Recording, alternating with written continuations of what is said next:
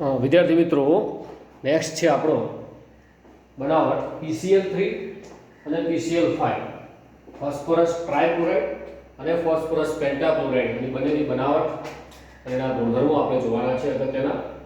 તો પહેલા તો બનાવટની ચર્ચા કરું છું. બંનેની બનાવટ એકદમ સરખી છે. તમે તૈયાર કરવા બેસો ત્યાં તમને ખ્યાલ આવશે કે સફેદ ફોસ્ફરસ, ગરમ કરેલો સફેદ ફોસ્ફરસ છે, એ ગરમ કરેલા સફેદ ફોસ્ફરસની જ્યારે શુષ્ક ક્લોરીન સાથે પ્રક્રિયા કરી, ગરમ કરેલા સફેદ ફોસ્ફરસની શુષ્ક ક્લોરીન વાયુ સાથે પ્રક્રિયા કરવામાં આવે છે ત્યારે આપણને ફોસ્ફરસ ટ્રાયક્લોરાઇડ PCl3 મળશે. સમીકરણ સંતુલન કરવા પ્રયત્ન કરીએ. અહીંયા 4 ફોસ્ફરસ તો 4 વડે ગુણીએ, 4 તારી 12 થયા, તો અહીંયા હું હવે 6 વડે ગુણું છું. 6 દુ 12 થી અહીંયા પણ જો સફેદ ફોસ્ફરસના વધુ પડતા શુષ્ક ક્લોરીન સાથે વધુ પડતો ક્લોરીન લેવાનો છે. કેટલો હું કહું છું, પણ અહીંયા PCl5 મળે છે, 4 વડે ગુણું, ફોસ્ફરસ સરખા 5 ચોક 20 થયા, તો અહીંયા 10 લેવાનું. વધુ પડતો ક્લોરીન તમે જો અહીંયા 10 છે Cl2 અને અહીંયા Cl2 6 છે. તો સફેદ ફોસ્ફરસની વધુ પડતા ક્લોરીન સાથે પ્રક્રિયા કરતા તમને PCl5 મળશે અને શુષ્ક ક્લોરીન સાથે પ્રક્રિયા કરવામાં આવે સફેદ ફોસ્ફરસની PCl3 મળશે. આ વસ્તુ ધ્યાન રાખવાની છે, કેવી રીતે PCl5 મળે, કેવી રીતે PCl3 મળે. બીજી બનાવટ, પહેલી બનાવટ બહુ સરળ હતી. બીજી બનાવટ, આ જ સફેદ ફોસ્ફરસ છે એની SOCl2 સાથે પ્રક્રિયા કરે. SOCl2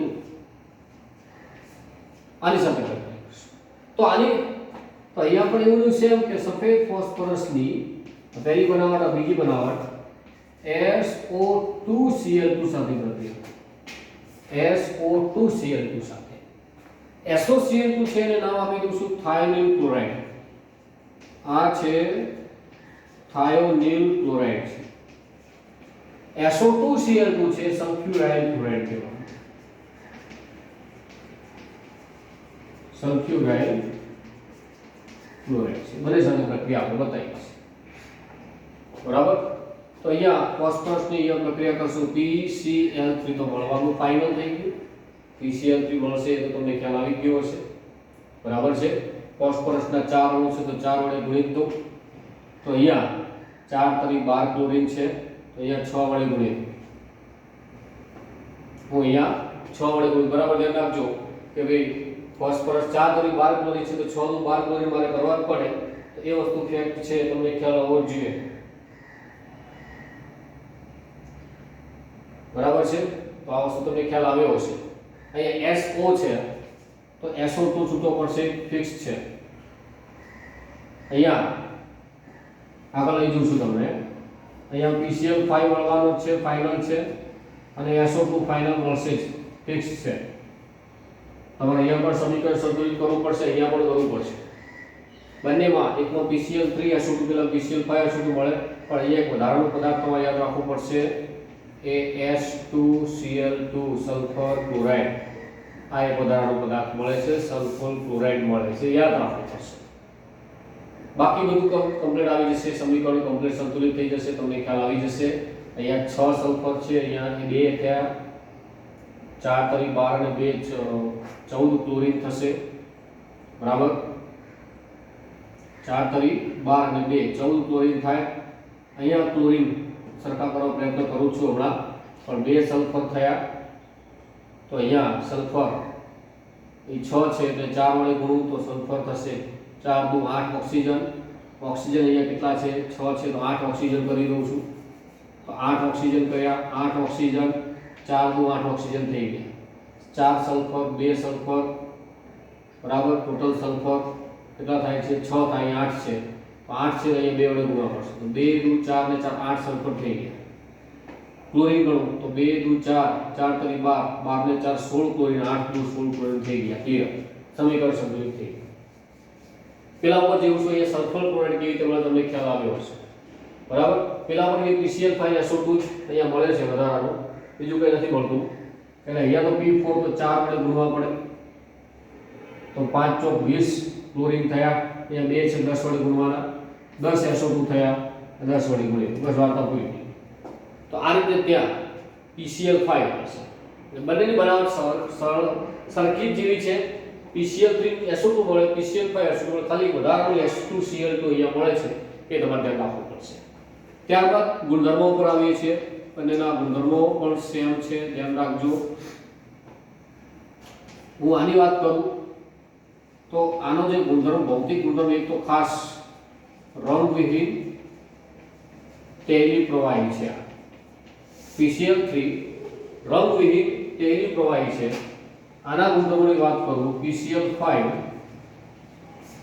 પીળાશ પડતો ઘન પાવડર છે. PCl5 પીળાશ પડતો ઘન પાવડર છે.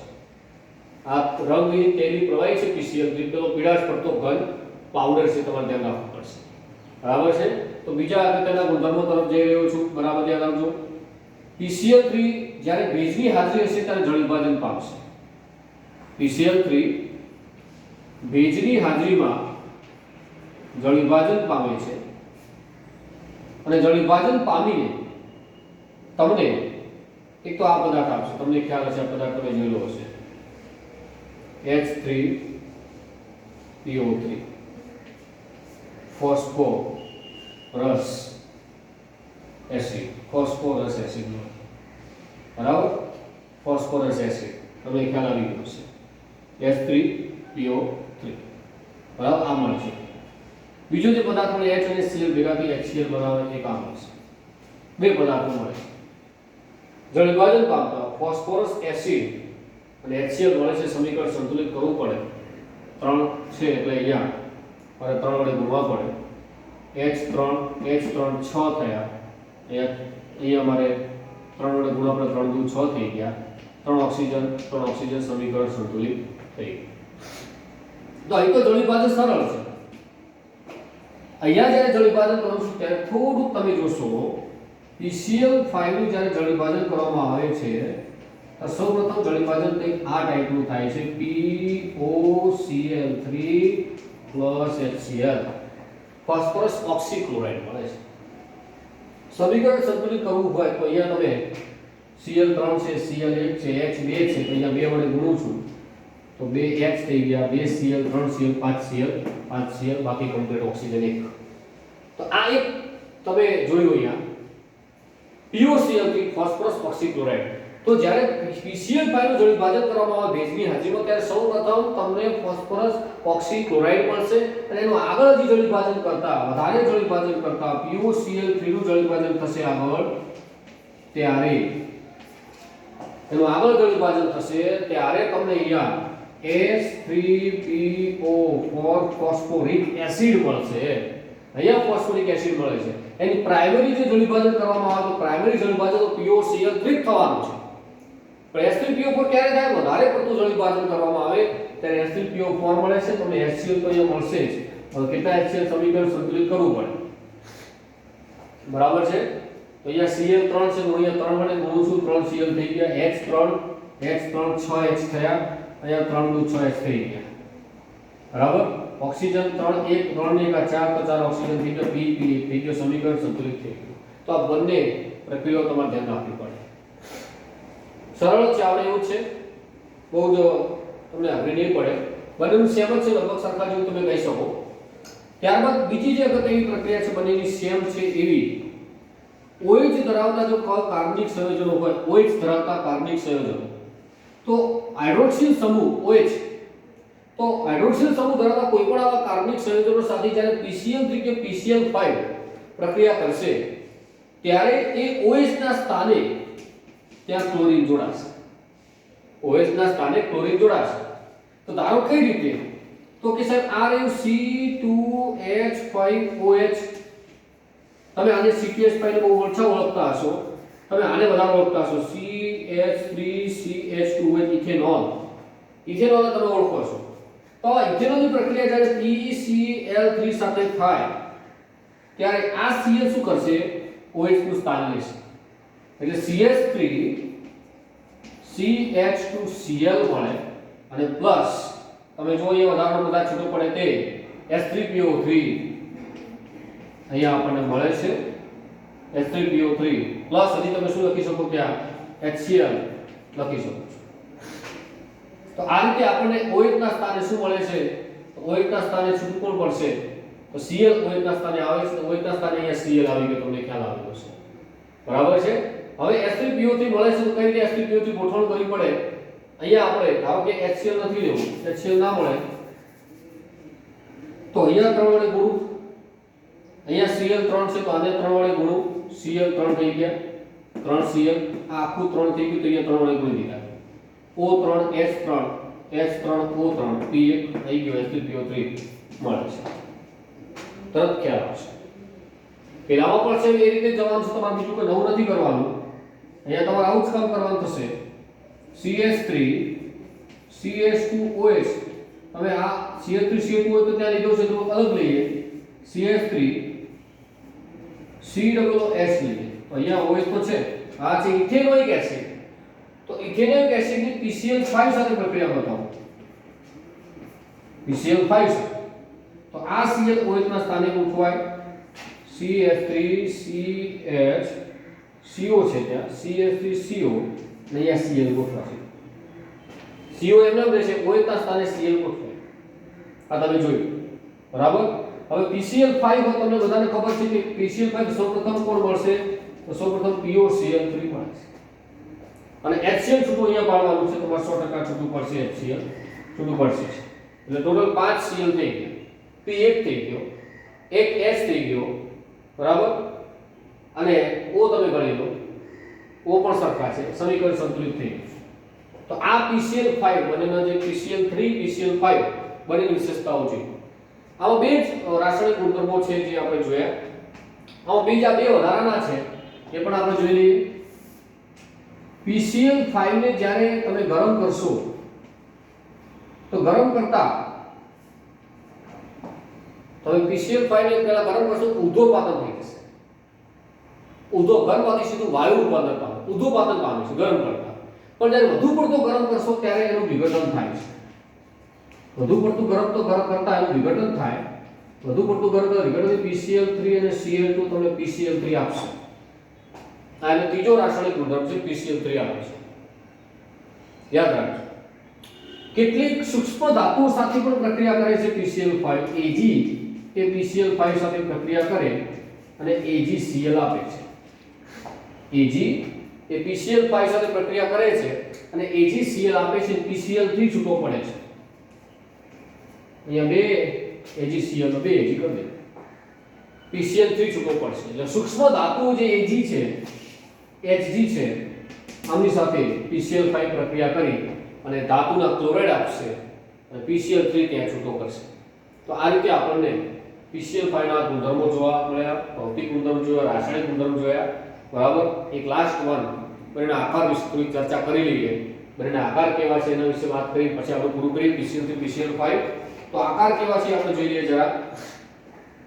PCl3 નો આકારની વાત કરું તો PCl3 એક્ઝેક્ટ જે તમે એમોનિયા PF3 જોયું એવો જ PCl3 તમે વાત કરી શકશો।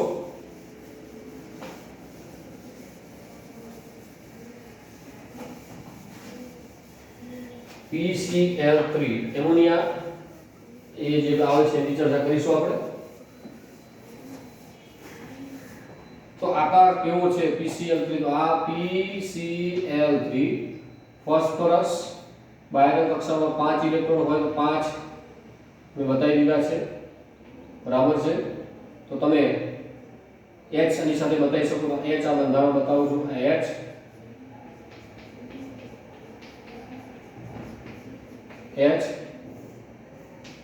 આકાર અહીંયા અબંધકારક છે, એનો આકાર થશે પિરામિડલ, અબંધકારક ઇલેક્ટ્રોન યુગ્મોની હાજરી અહીંયા જોવા મળે છે, અબંધકારક ઇલેક્ટ્રોન યુગ્મ અહીંયા હાજર જોવા મળે, તમે જોઈ શકો છો અબંધકારક ઇલેક્ટ્રોન યુગ્મ હાજર છે। આ PCl3 ની ચર્ચા કરી, આકાર પિરામિડલ ધ્યાન રાખવાનો, પિરામિડ બને છે તમને ખ્યાલ આવી ગયો છે। PCl5 ની વાત કરું તો આ P આ બાજુ Cl આ બાજુ Cl આ બાજુ Cl, એટલે આપણે જોડી દઉં સરસ મજાનો ત્રિકોણ બન્યું જો દેખાય છે. તો ત્રિકોણ તો બન્યું, એક ઉપર P અને એક ઉપર Cl અને એક Cl અહીંયા નીચે, બરાબર. તો આ રીતે જોડાશે. ઉપર એક પિરામિડ બન્યો, નીચે એક પિરામિડ બન્યો, તો ત્રિકોણીય દ્વિપિરામિડ બને છે. જોડી દો ત્રિકોણીય દ્વિપિરામિડ. ત્રિકોણીય દ્વિપિરામિડ, ત્રિકોણ ઉપર એક પિરામિડ, ત્રિકોણ નીચે એક પિરામિડ, ત્રિકોણીય દ્વિપિરામિડ એનો આકાર થશે. તો યાદ રાખજો, લખી દઉં છું ત્રિકોણીય દ્વિપિરામિડ PCl5 નો આકાર ત્રિકોણીય દ્વિપિરામિડ. એનો આકાર થશે, તમને ખ્યાલ રાખવાનો છે ત્રિકોણીય દ્વિપિરામિડ. હવે જે PCl5 ના આકારની બહુ એવી ચર્ચાઓ છે. આ જે ત્રણ PCl જે બંધ છે એ તમને દેખાય, અને આ PCl બંધ છે તો એ આપણને ખ્યાલ દેખાય છે, બરાબર. હવે એક લોકો પ્રશ્ન એવો પૂછે છે, અહીંયા પ્રશ્ન એક તમને પૂછેલો છે ચોપડીમાં, તમારા જે પેજ નંબર છે તમને કહી દઉં. પ્રશ્ન પૂછે કે ભાઈ કોયડો 7.8 183 પેજ ઉપર છે. તો પ્રશ્ન પૂછે કે ભાઈ 5 બંધ સમતુલ્ય છે હા કે ના, બરાબર. આ જવાબનું કારણ આપો. અને અક્ષીય બંધ કયા અને નિરક્ષીય બંધ કયા. તો આ જે છે આ અક્ષ ઉપર કહેવાય. તો આ જે બે જે બંધ છે, આ જે બે જે બંધ છે એ અક્ષીય બંધ છે, અક્ષીય કહેવાય. અને આ જે બંધ છે ત્રણ PCl PCl PCl આ ઇક્વાટોરિયલ છે. ઇક્વાટોરિયલ બોન્ડ છે. એને હું નિરક્ષીય અથવા વિષુવવૃત્તીય કહી શકું. વિષુવવૃત્તીય કહેવાય અથવા નિરક્ષીય. નિરઅક્ષીય જે અક્ષ ઉપર નથી તેવા કહી શકાય. નિરઅક્ષીય જે અક્ષ ઉપર નથી તેવા. નિરક્ષીય બંધ કેટલા? ત્રણ છે. PCl PCl PCl. નિરક્ષીય ત્રણ છે. અક્ષીય કેટલા? એક અને બે. બે અક્ષીય છે, તમે દેખાય જ છે. આ એક અક્ષીય છે આ રહ્યું, બીજો અક્ષીય છે બે આ. નિરક્ષીય ત્રણ છે, દેખાય છે આપણને. હવે વસ્તુ સમજવા જેવી છે. કયા બંધો લાંબા, કયા બંધો પાંચે બંધ સરખા છે? તો કે ના. તો લાંબા કયા, ટૂંકા કયા અને કેમ? તો જે ત્રિકોણ હોય આમ તમને ત્રિકોણ, આ ત્રિકોણ છે અહીંથી હા. તો ત્રિકોણ હોય ત્યારે એની અંદર જે આ જે PCl બંધ, આ PCl આ PCl બંધ છે, એમાં તમારે ખાસ જોવાનું કે Cl P અને આ Cl આ જે બંધ છે, Cl P અને આ Cl જે બંધ કોણ છે એ કેટલાનો છે? 120 ડિગ્રી, 120 અંશ. આ Cl P Cl આ Cl P Cl પણ એટલો જ હોય કે આ અહીંયા એક્ઝેક્ટ આ રીતે જોડે નથી, આ અહીં થોડું ત્રાસું હોય છે. એટલે આ પણ 120 ને આ પણ 120, મતલબ વિષુવવૃત્તીય નિરક્ષીય જે બંધો હશે બધા બંધ 120 ના હશે. આ જે અક્ષીય છે એ સીધો આ જે ત્રિકોણ છે એની સીધી સાથે આમ બંધ બનાવશે, મતલબ લંબ છે. લંબ તમે જુઓ, સીધું આમ અક્ષ છે, લંબ બંધ છે. આ જે ખૂણો બનાવશે એ 90 ડિગ્રી બનાવશે. ખૂણો નાનો કોનો? તો કે પેલા અક્ષીય જે બંધ છે, અક્ષીય બંધ, એનો ખૂણો નાનો છે. ખૂણો નાનો એટલો વધુ નજીક હોય તો અપાકર્ષણ વધારે થાય. જો અપાકર્ષણ વધુ નજીક હોય તો અપાકર્ષણ કેવું થાય? વધારે થાય. અને વધારે અપાકર્ષણના કારણે આ અપાકર્ષણ ઓછું કરવા માટે દૂર જશે. PCl બંધ જે અક્ષનો જે PCl બંધ છે એ દૂર જશે, મોટો થશે, લાંબા થશે. અક્ષના જે PCl બંધ છે એ લાંબા છે, વિષુવવૃત્તના જે PCl બંધ છે એ ટૂંકા છે. તો પાંચે બંધ સરખા નથી. કયા લાંબા કયા ટૂંકા તમને ખ્યાલ આવ્યો હશે. બરાબર છે. તો આ આપણે વાત કરી PCl5 વિશે ચર્ચા હતી. ત્યારબાદ ઓક્સો એસિડ જોવાના છે આપણે.